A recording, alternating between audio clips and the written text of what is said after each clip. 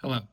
In this video, I want to run through one of my newest commander decks, Otharri Sun's Glory.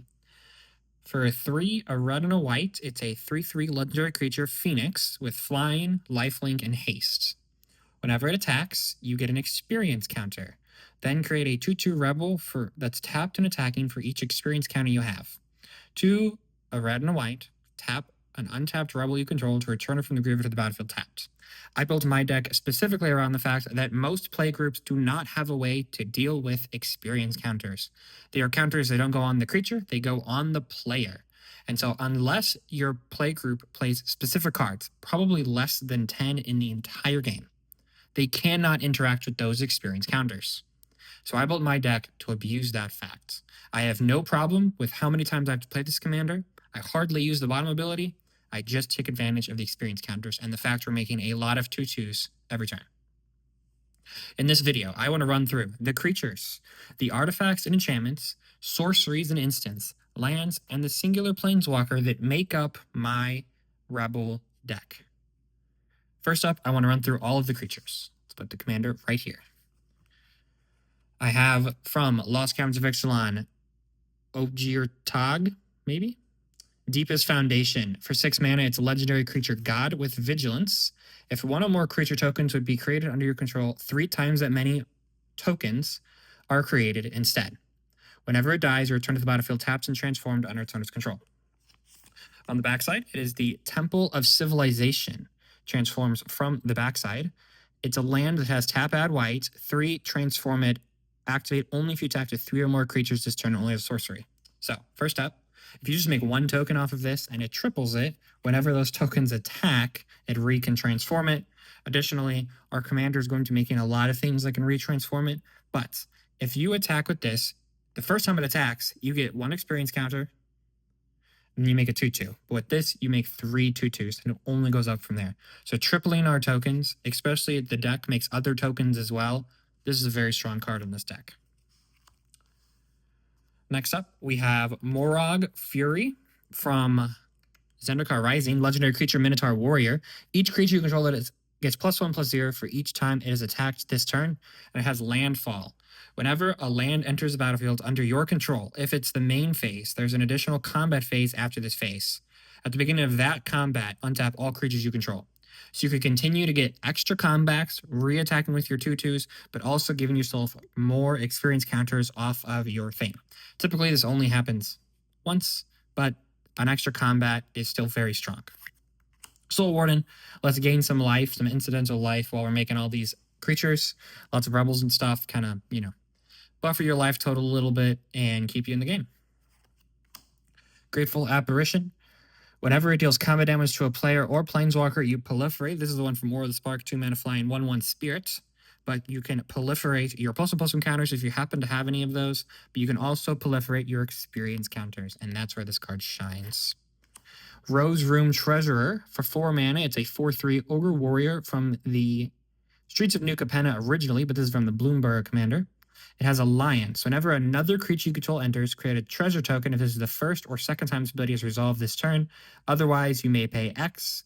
When you do, it deals X damage to any target. It just gives you treasures for accidentally doing what your deck is already doing, which can ramp you in white and red, which has trouble ramping. Plus, your commander can get quite expensive over time, and so it can also do X damage to any target to get something out of the way. The Lunarch, it's a cheap beginning spell. It enters with counters, and you can remove a counter to put a +1 counter on each creature control. This deck has a lot of proliferation, I'd say, probably 10 sources of proliferation. So proliferating this guy and just continuing to put +1/+2 counters on all your rebels is very strong. Elish Norn Grand Cenobite. Other creatures you control get +1/+2. Oh, your rebels are now 4/4s, and then creature your opponents control get -2/-2. Nelly Borka, Impulsive Accuser. This is the card I most recently put in this deck, I think. For 2 and Boros, it has Vigilance. Whenever it attacks, you suspect target creature. The suspected creature has Menace and can't block, then go to all suspected creatures. Whenever 1 or more creatures an opponent controlled deal combat damage to 1 or more of your opponents, you and the controller of those creatures each draw a card. In playtesting this deck, the deck has 2 main weaknesses. 1, you are reliant on creatures and 2/2s to win the game. you have to keep them in play. You have to make them indestructible or buff them some way. The second way is card draw. Because we're not drawing a ton of cards, our hand can go empty very quickly, and we become reliant on the top card of our deck, which can lead us to not having many choices. And this can just clog up the board a little bit, put a lot of decisions on your opponents, give them decision fatigue quicker, and you don't even have to think about it, and you can incidentally draw cards. Plus, this clause does not care if that creature is suspected. So just in general, whenever one or more creatures an opponent controls a combat damage to one or more of your opponents, you both draw a card. Super cool. The Abandoned Doll from Duskmoor, Arabella. Legendary artifact creature toy. Whenever it attacks, deals X damage each opponent. You gain X life, or X is the number of creatures with power 2 or less. Typically, your rebels are going to have power 2 or less. And this, I think you can stack the trigger so that this does it, gives you a bunch of 2/2s, and then this checks. If not, then you have to wait till the next turn. But still, pretty cheap. Pretty cool. Drenith Magistrate. Your opponents can cast spells from anywhere other than their hands. This is just a hate piece in the deck. Why not hate in your opponent's commanders and just incidental exile the effects? The boss's Chauffeur. It's an elf citizen for 5 mana. It enters with a number of plus counters on it equal to 1 plus the number of other creatures you control. It has Alliance. Whenever another creature you control enters, put a plus counter on it. Whenever it dies, you create a 1/1 for each counter on it. The deck incidentally puts counters on it, and then whenever it dies, it makes a bunch of creatures, each casts a counter. So, counter can go on it, and it makes a bunch of tokens after time. Of course, as you saw in the past with cards like Soul Ward, and I'm sure we'll run into more, whenever a creature enters trigger stains, and this can trigger that a bunch of times, while absorbing plus counters from other cards in the deck that you haven't seen yet, but like Cathar's Crusade. Norn's Choir Master. 5 mana for a 5/4 flying first strike. Whenever a commander you control enters or attacks, proliferate. Again, your opponents typically cannot deal with experience counters, and so this forces the game to accelerate over time, and you don't lose that momentum even to a board wipe, and this can just help you... Oop, I checked the camera. This can help you get there faster. Duke Older Ravengard. 6 mana for a 5/5. At the beginning of combat on your turn, another target creature you control gains haste and myriad until end of turn.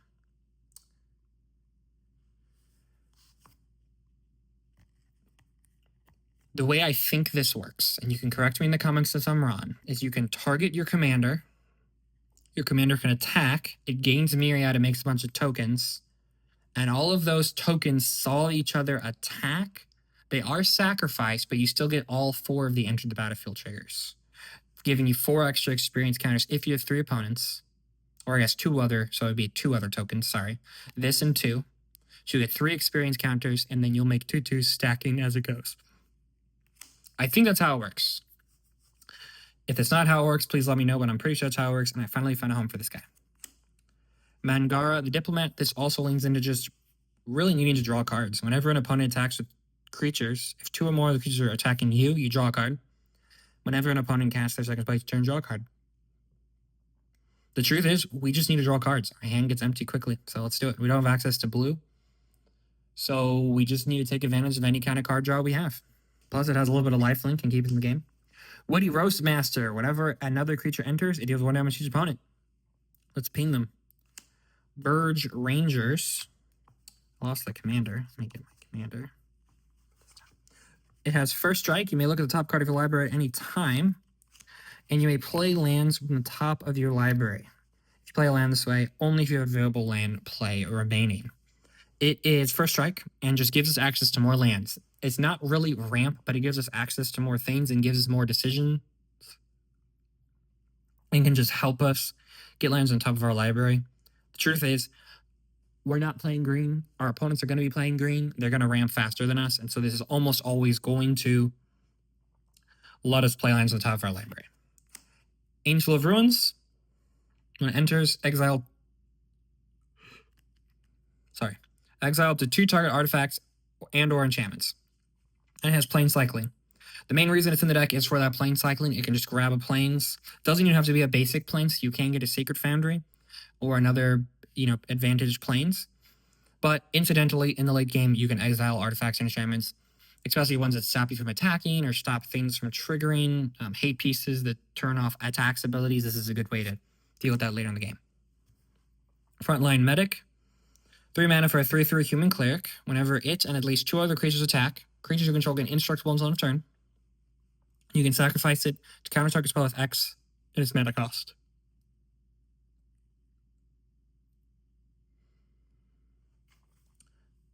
Again, this card just works really well with indestructible things. Not indestructible things, but this works really well at giving your creatures indestructible so that your opponents can kill them. Also, whenever this attacks, so just important to note, this got me in one of my games. That's why I was thinking for a second there. If you attack with just this and this trigger will happen. At least 2 other creatures attack. That token is entered the battlefield attacking. It didn't attack with this medic. So you just have to be prepared for that. Just trying to remember that interaction there for a second. Daxos Blessed by Sun. Whenever another creature you control enters or dies, you gain a life. If they board wipe and you have 5 rebels in play, this can gain you 5 life whenever they kill it. That's just pretty good. Just gain some life. Phosphoros, God of the Forge, has a lot of text, the line we care about, whether it's a creature or enchantment. Whenever another creature enters the battlefield under your control, 2 damage to each opponent. And it just incidentally has 3 mana. Creature control can +1/+0 until end of turn. Golden Knight Commander. A lot of nostalgia on this card, but whenever another creature enters under your control, creature control gets +1/+1 until end of turn. So if 3 rebels come into play, everything gets +3/+3. The rebels kind of stack +1, +2, +3, but everything gets +3/+3. Combat Celebrant. You can exert it and get an extra combat phase to get more experience counters and more rebels in play. Let's do it. Lizelle from Commander Legends 2. If you would put 1 or more counters on a creature you control, on a creature or planeswalker you control, or on yourself, put that many +1 of each of those kind of counters on that permanent or player instead. So you'll get 2 experience counters with your commander. Redoubled Storm Singer. Whenever this creature attacks, for each token you control that attacked this turn, create a tapped and attacking tokens, copy this token, at the beginning of those next end step, sacrifice those tokens. You make 3 rebels with this, then this triggers, you get 3 more rebels. Doesn't do anything with experience counters, but just gives us more rebels. I haven't had a chance to play with this card yet. I think it's going to work well, but I don't have strong feedback for it. Sun Titan, this is a great card. Just get, whenever everyone knows what it does. Whenever it enters or attacks, you may return target permanent card with mana value 3 or less from your graveyard to the battlefield. That includes fetch lands, which are a couple from the deck. That includes artifacts and enchantments that it just incidentally got killed and can just bring them back.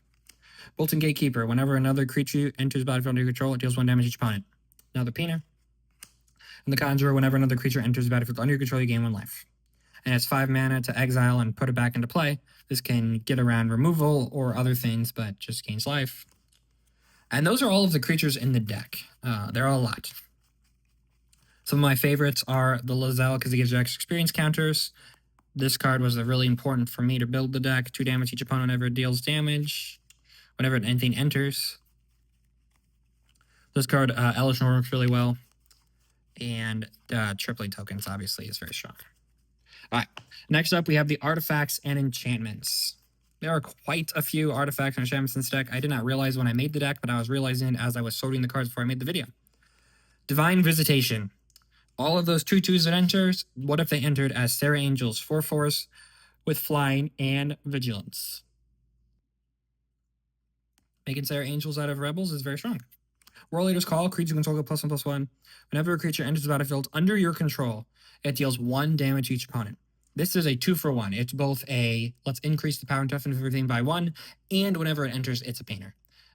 Especially because, and it's also good because our rebels have haste. So it's really an extra 2 points of damage, 1 to the face and 1 damage on the rebel. So it's 2 extra points of damage for each one that enters, which is pretty strong. Ramp is mixed into Hell. Arcane Signet. Every deck plays Arcane Signet. In my opinion, even monocolor decks, every deck plays Arcane Signets ever since Twin of a Giant came out, and that's just the way it is from now on. Martyr's Bond. Whenever it or another non-land permanent you control is put into a graveyard from the battlefield, each opponent sacrifices a permanent that shares a card type with it. What's important here is the fact that those rebels are going to die. We don't really care if they die; they just die. And this can make your opponent sacrifice a creature, which is very strong for each one. The Siege, whenever it enters, you choose Mardu or Jeskai. It's 3 mana. Mardu, if a creature attacking causes a triggered ability of a permanent you control to trigger, that ability triggers additional time. Or Jeskai at the beginning of your upkeep, make 1/1. It gains lifelink and haste until end turn. We care about Mardu, we're going to double this ability. And other incidental abilities, but really we're going to double making extra rebels and getting the experience counter. Gilded Lotus, just a card I've been testing out in this deck. There are a lot of 3 mana cards, 2 mana, 1 mana cards. So going into this, into the next one, just helps you not lose that tempo. That big ramp spells in green would be like 4 mana, get 2 lands put into play, and this is just like the equivalent we have. Panharmonicon, we have a lot of peeners, a lot of things that happen whenever creatures enter. We're making a lot of creatures, so let's just have Panharmonicon in the deck. Fellwar Stone, ramp. Inspiring Leader, commander creatures you control have creature tokens. You control get +2/+2. I don't know if this card is good. I haven't had a chance to play with it in this build, but I do think it'll work and makes them all 4/4s. Plus, it's signed from the person that sent it to me, so that's pretty cool. Very nice of them. Chrismere, it's an artifact. It adds red, or it enters the battlefield as a copy of any creature on the battlefield until turn, except for it has haste. Can be a peener, can be a champion, can be anything. Just a one-time make a copy of something. It can also be a copy, though, of your opponent's things, and that's pretty strong. Mirage Mirror, it can become a copy of anything again. It also does not have to be something you own. Sonic Resonator, copy target triggered ability. Attacking abilities are triggered abilities, and you can copy it and get extra experience. I keep saying the same things, but that's called redundancy. All right, now this is in the artifact pile. It should probably have been in the creature pile because it enters, and for Meridian always puts it right onto a 2/2. But essentially, it's 5 mana for a 4/4 that this equipment is attached to. 2/2 and then gets +2/+2. Whenever a crypt creature attacks, if it's the first combat, untap it, and you get another one. Which is pretty good, considering we want extra attacks. We want this thing to attack extra times. So you can just play it. The token doesn't have haste, I am realizing, but whenever it attacks, you use your commander on a creature, on a player that doesn't have flying creatures, and it can go from there and just then do it again. And that's always good. Aetheric Amphitheater. It's 3 mana for a mana rock, which is just a manolith, but it has a ceiling of 4 tap, choose 1, activate only as a sorcery. Double the number of each kind of counter on target permanent, or double the number of each kind of counter you have. The main thing is to double the number of each kind of counter you have. You have 4 experience counters, now you have 8, and that is very strong. You can use this ability as many times as you want, only as a sorcery, but turn after turn after turn after turn. This card will win you games quick. Talismanic Conviction, just let's get some borrow some mana in the house. Swiftfoot Boots, Hexproof and Haste. Let's give our commander haste. It already has haste. Hexproof. Haha. Swiftfoot Boots is in all my decks, and I just always say, haste, but put on this and give it haste, but really giving it hexproof is pretty good for 1 mana. I know it's 2 to play 1. Ashnod's Altar, the old championship deck. I don't know if you've ever seen a gold bordered card on the back. It's from these championship decks. This is from Brussels, August 2000. Not tournament legal, but my playgroup does not care. Ashnod's Altar, let's sacrifice these rebels and get extra mana. Goblin Bombardment, let's sacrifice the rebels and finish something off. Dazzling Theater and Prop Room. Prop Rooms are focused on in this deck, I think. Untap each creature controller and each other player's untap step, essentially giving all of your creatures vigilance. But Dazzling Theater can make it to our 2/2s that can't always attack safely and to convoke something. Pretty good. Contagion Clasp. It enters the battlefield to put a -1/- counter on something or 4 tap proliferate. This is just like 2 mana, kill a mana rock, so you know that player that's going to go off is kind of slowed down. But proliferating your experience counters is really what you want to be doing with this card. Cathar's Crusade in the white border. The white border was from Mystery Booster 2. If you like the white border cards, they did some other cards in white border. I have a Uro that they did in white border, but whenever a creature enters the battlefield under your control, put a +1/+ counter on each creature you control. This enters with 3, let's say it attacks, it makes 3 rebels, that's 4 +1+ counters on everything that was already there, and then the 2/2s get stacked 1, 2, and 3. But pretty good stuff. The banner, choose a color. You're going to choose red since it makes 2/2 red, but just a 3-mana mana rock that comes into play untapped. It adds a red if you chose red, and then all of your red creatures get bigger. It's not great, but it's also not bad. We end up playing green, so we don't have access to like Farseek or 3 visits. So this is just what I decided to go with. Intangible Virtue, +1/+1 in Vigilance.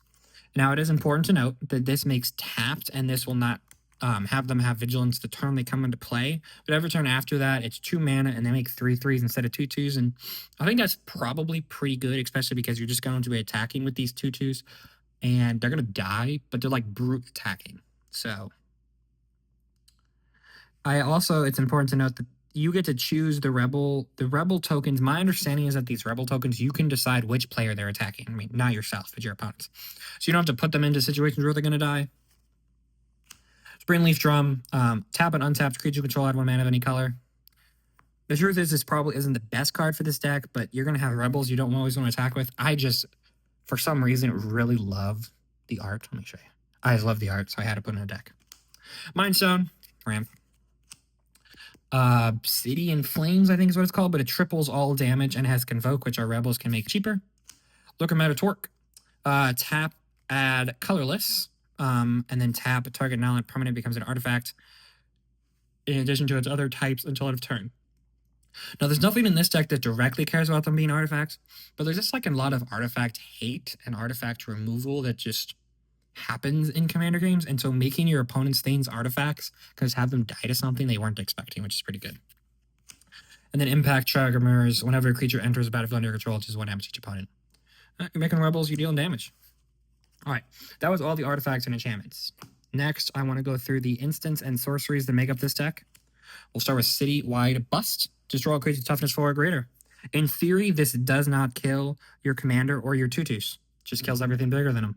I know there's counters and stuff in the deck, but overall, this won't kill them if the game's just not going in your favor. Martial Coup makes X/1/1s. It just triggers all of your ping abilities. It triggers and makes 4/4s with what's that one card? Divine Visitation. And this at 5 for more, you can just destroy everything and get the 1/1s. That's pretty good. Wanderer's Strike, exile target creature, proliferate your experience counter. Wear Tear, let's just destroy things. I mean, just removal. Pretty good card. Fear of the Horde.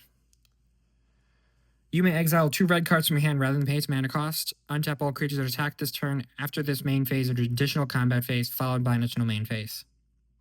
An extra combat gives you access to get more experience counters. It's very expensive. You don't really want to be exiling red cards from it. It's just an extra combat, and so why not play it? Response, it deals fight on target attacking a blocking creature. That's just gravy, but we're really focused on Resurgence. 5 mana, creature control get first strike in Vigilance on turn. After this main phase, the additional combat phase, followed by additional main phase. Next is Vandalblast. It can destroy all artifacts you don't control. Liquid Metal Torque can go ahead and make a creature or a land or something and destroy that as well, a hate piece. Reckless Handling can tutor for an artifact, put into your hand, and you shuffle, and you just card a card at random. If an artifact card is discarded this way, deals 2 damage to each opponent. This is, the more I play it, negative card advantage. If you think about it, usually a tutor is you trade the card that you use as a tutor, let's say Demonic Tutor, for another card from your deck. Let's say it's this. You didn't go down a card. But this card, Reckless Handling, does require you to discard a card. So technically, you're spending this card and another card from your hand, whatever random it is, and getting a card into your hand. So this is negative. I still think I like it. It's very cheap. It's like 50 cents as of whenever I bought it. I'm sure it's less than $1 still because it's from Aftermath, March Machines Aftermath, which sold poorly and was overprinted. But Gold Warden's Gambit, we'll focus on that. Create 5 2/2s. They gain haste, and then you may attach equipment to it. Not really relevant, but making 5 2/2s, triggering all of your things. And in affinity for equipment, I think there's 2 equipment in the deck, is what we saw. But really, just making 2/2s and triggering all of your abilities is always going to be good.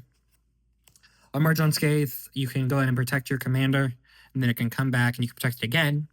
But on the second rebound, you're probably not going to make it protection from something that prevents it from being targeted. You're probably going to choose like blue. So protection, if you don't know, follows the det rule. It means it cannot be destroyed or damaged by, enchanted or equipped by, blocked by, or targeted by a spell of a color. So if you have protection from blue, it cannot be damaged by blue. Rarely happens, but destroyed by blue also doesn't happen. Enchanted by blue, blocked by blue, or targeted by blue. So this can go ahead and protect it for one turn and then make it unblockable. And then Sundering Eruption destroys target land, and its controller may search life for a basic land card. Really, it is a land with upside. You're playing it for the fissure. In my opinion, I'm playing it for the fissure side. Whenever it enters, you may pay 50 life. If it doesn't enter battlefield tapped, it just gives you a little bit of stuff, a little bit of extra stuff. There is that one land that makes your opponents prevent all combat damage it's dealt to them, I think it is. Can't think what the card's called, but it can destroy that. It can also destroy like a Lotus Field or a Field of the Dead. So there is some utility here. And then creatures without flying can't block this turn. I've never done it, but I have seen YouTubers win the game with that ability. I saw a modern player play it on MTGO, Magic Online, and it's pretty good. And then lastly, the card I was hoping to get from the Dragonstorm pre-release, didn't get and had to buy it when I came home, Elspeth Storm Slayer, 5 mana. If one or more tokens would be created under your control, twice the many tokens you create instead. +1, it makes a 1/1 white soldier creature token, which is really 2. 0, put a ++ counter on each creature you control. This creature can fly, or destroy target creature and opponent controls with mana value 3 or greater. Just another token doubler. It is important to note, I am still missing Anointed Procession from this Artifacts of Enchantments, as you can notice. I think the card's going to get reprinted soon. I'm recording this in late July of 2025. I think it's going to get reprinted at some point, and I would rather not spend $60. I think it's the most expensive not reserve list card last I checked on Scryfall, and I just don't need to double tokens that badly. I could probably build a whole other commander deck for $60. Lastly, I want to run through all the lands. There are a lot of basics, so we'll just go over those quickly. The encampment, it enters, taps, unless you control swamp or mountain. Now, it's important in Commander to remember that just because it says the word swamp, that's not a problem. It's mana symbols that cause you the problem. So this can be in your deck because it doesn't have the mana symbol of a black. Tap, add white, or white to tap. Whenever you attack this turn, create a 1/1 red warrior token. Your taps when attacking. Sacrifice them in the next end step. It causes your ping things. It causes your into the battlefield triggers. It's just pretty good. And it's like a little better than a plane, since you're going to have a lot. There's a lot of basic lands. You're only playing 2 colors, so that's always good. Furry Calm Snarl. As it enters, you may reveal a plains or a mountain from your hand. If you don't enter battlefield tapped, I like to have as many possibly untapped duels as possible in my deck, and this can be an untapped duel. Rogue's Passage can go ahead and give your commander unblockable, which can protect it from getting killed. Enters battlefield tapped as you control a mountain or plains. Plains, Karn's Bastion adds a colorless but adds 4 proliferate. Choose any number of players, specifically you. Experience counters your proliferate and your experience counter. Castle Embreth, it enters tapped unless you control a mountain. Tap, add red, or 3 mana creature token +1/+0. That card is like, it's just like gravy to have that incidental, but because your deck is primarily focused on combat damage, that's pretty good. Plains, Quarry Mountain Monastery. This land enters tapped unless you control a plains or an island, red, and then 4 mana tap. Exile top card of your library until end of turn, you may play that card. This is just flood insurance. If you're going to flood, this can just let you get access to card draw. Command Tower, plains, mountain, rugged prairie, can filter your mana, pay a red or a white, and get a red, a red, white, or a white, white. Hall is one of the only few clue cards I actually play from the clue set. Tap, add red or white, 4 tap, investigate. You have things that trigger on artifacts entering, I think, and you have things that trigger when tokens are made. Elspeth would make 2 clue tokens, and so it's a tapped duel, which you're going to have to play some tap lands because you're 2-color deck. So it's not a huge cost, and it has a lot of upside and just introducing more things into play, and plus a little bit of flood insurance. 6 mana tap, draw card. Gives you 4, and then you pay 2 to sacrifice. Plains, Painland, Mountain, Plains, Mountain, Sunblade Canyon, pay a life, add a red or a white, sacrifice it later, draw a card. Sakazan, channel it to make 2 1/1s, triggers your things, just good card. Exotic Orchard, this is from Doctor Who. It's been reprinted a lot, but it's the version for Doctor Who. Tap, add 1 mana of any color that a land an opponent controls could produce. In theory, you're going to be playing against at least 3 opponents, and chances are they're going to be playing white or red or both. And so this is an possible untapped red-white duel. Mirrored Landscape, you can sacrifice to search for 2 basic land cards that share a land type, put them into play tapped, and shuffle. It's late game card ramp, land ramp, but it does have the incidental value of getting 2 more lands to your deck, so you're less likely to draw them. Mountain, Alpine Metal, it's a tap land, a snow land. Arid Mesa can search for a mountain or plains. And if you don't need the mana this turn, you can go ahead and go over a tap land. Arid Mesa, this is a proxy. My play group is very kind on proxies. As long as we own one of the card, and we could theoretically put it in every deck, we can just go ahead and proxy it. Plains, Mountain, Mines of Moria. It enters tapped unless you control a legendary creature. 4 mana, create 2 treasure tokens, exile 3 cards from your graveyard. You have things that care about tokens, and they can just kind of build up mana over time. Mountain, I like to play Pokemon Energies as lands. There's a buddy of mine who plays in my playgroup. He's a college professor, and he doesn't really like that I play Energies as lands, so I play Energies as lands. Mountain and a Plains. I already showed the Elspeth. So that is my Otharri Sun's Glory brew. Let me know in the comments your thoughts on the deck. If you would like to see a deck list, I don't have one made currently because my decks are pretty fluid, but if you'd like one, leave a comment below. And let me know your thoughts. How would you improve this deck? You let me know in the comments below. And if you watched all 31 minutes of this video, you should probably like and subscribe if you want to see more deck techs like this in the future. Thanks. Hope you have a good rest of your day, and may your top decks be ever in your favor.